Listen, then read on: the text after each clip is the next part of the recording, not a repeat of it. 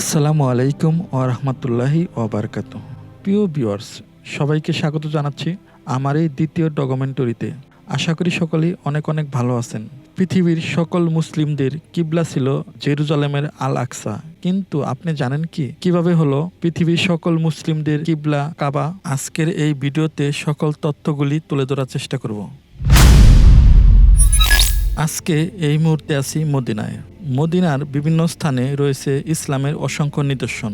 প্রত্যেকটা নিদর্শন না দেখলে যেন আত্মা পরিতৃপ্ত হবে না। তাই আজকে এই ভিডিওতে আপনাদের নিয়ে যাচ্ছি মসজিদে কিবলাতাইন, মানে দুই কিবলার মসজিদ।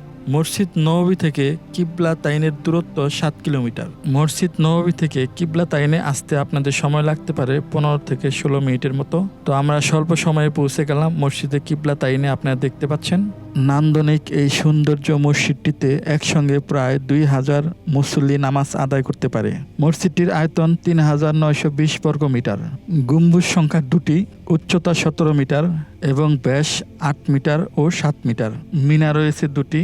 এখন যে মসজিদের প্রবেশ মুখের বড় দরজাটি দেখতে পাচ্ছেন, এই পাশেই ছিল জেরুজালেমের আল আকসা কিবলামুখী মেহরাব। সাম্প্রতিক সময়ে সংস্কারের কারণে মেহরাবটি সরিয়ে ফেলা হয়েছে। স্মৃতিচিহ্ন হিসেবে দরজার উপর দিকে নকশা আঁকা হয়েছে। আর বর্তমান কাবামুখী মেহরাব এর বিপরীত প্রান্তে আপনারা দেখতে পাচ্ছেন। হিজরতের আগে হযরত মুহাম্মদ সাল্লাল্লাহু আলাইহি ওয়াসাল্লাম মক্কায় অবস্থানকালে সকল জাতির জেরুজালেমের আল আকসাই ছিল কিবলা, কিন্তু তিনি এমনভাবে দাঁড়াতেন যাতে বাইতুল্লাহ তার সামনে থাকে। এরপর যখন হিজরত করে মদিনায় চলে গেলেন, তখন জেরুজালেমের আল আকসা আর কাবা ঘরকে একসাথে সামনে রাখার সুযোগ আর থাকলো না।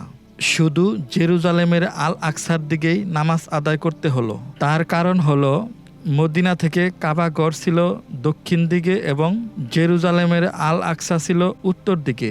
তার ফলে হযরত মুহাম্মদ সাল্লাল্লাহু আলাইহি ওয়াসাল্লামের হৃদয়ে এক ধরনের শূন্যতা অনুভব করলেন। যে কাবাকে নিষ্ঠভাবে ভালোবেসে সইতে হয়েছে অনেক অত্যাচার, মদিনায় এসে সেই কাবার দিকে যখন নামাজ আদায় করতে পারছেন না, এজন্য তার হৃদয় জগতে এক প্রকার হাহাকার প্রকট হয়ে ওঠে। এভাবেই কেটে যায় 16-17টি মাস। নবীজির মনে ভাবনা, যদি কাবাই হতো আমাদের কিবলা। আল্লাহ তাআলা তার প্রিয় হাবিবের মনের বাসনাকে বাস্তবে রূপদানের সিদ্ধান্ত নেন। হযরত মুহাম্মদ সাল্লাল্লাহু আলাইহি ওয়াসাল্লাম এই মসজিদটিতে তিনি ইমাম হয়ে জেরুজালেমের আল আকসাকে সামনে রেখে নামাজ পড়াচ্ছিলেন। 2 রাকাত নামাজ পূর্ণ হয়েছে। ঠিক এমন সময় আল্লাহর পক্ষ থেকে ওহী নাজিল হয়ে যায় এবং নবীজিকে ঘুরে দক্ষিণে কাবার দিকে ফিরতে নির্দেশ দেওয়া হয়। মহান আল্লাহ পাক সূরা বাকারার 145 নম্বর আয়াতে বলেন, قد نرى تقلب وجهك في السماء فلنولينك قبلة ترضاها فول وجهك شطر المسجد الحرام وحيث ما كنتم فولوا وجوهكم شطره।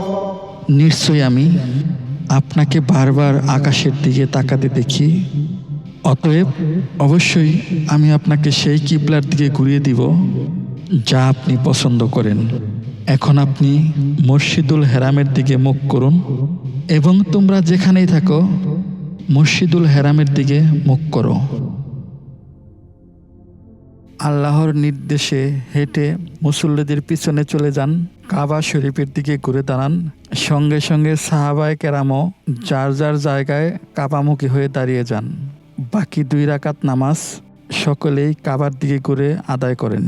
একই মসজিদে একই নামাজ 2 কিবলার দিকে আদায় হয়েছে বলে এই মসজিদটির নাম হয়েছে কিবলাতাইন। আল্লাহ তাআলা এই মসজিদটিতে সবাইকে নামাজ আদায় করার তৌফিক দান করুন, সেই প্রত্যাশা করে আজকের ভিডিও এখানে শেষ করছি। আসসালামু আলাইকুম ওয়া রাহমাতুল্লাহি ওয়া বারাকাতুহু।